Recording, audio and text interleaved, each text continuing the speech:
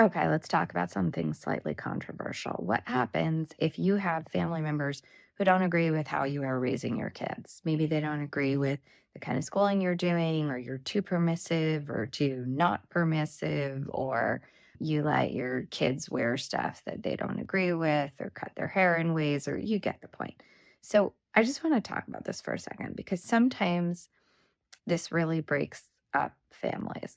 And sometimes families are not going to find a way to agree. Okay.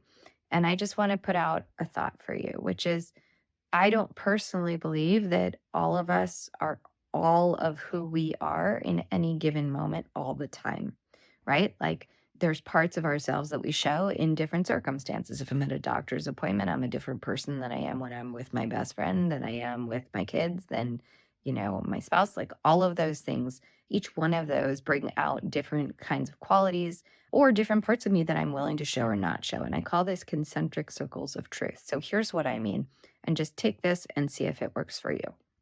Instead of arguing with people like, you need to agree with me, our politics are different, our sense of whatever, we can instead look at somebody and say, hey, listen, I don't agree.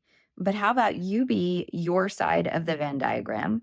I'll be my side of the Venn diagram, and our relationship can live in the middle where you and I can both coexist. And we don't need to argue about the rest of your circle, and we don't need to argue about the rest of my circle. Let's just find a place where we both coexist. And when you and I are together, we will be in that space.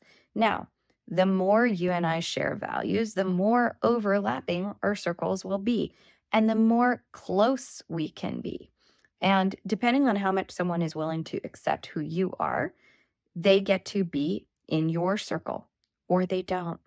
Okay. So if they're not close, they are judging you, then you stay in that sliver of Venn diagram where you guys can be connected, but you don't have to get so close. They're choosing to have distance between you because they're not willing to cross over and exist in this space with you.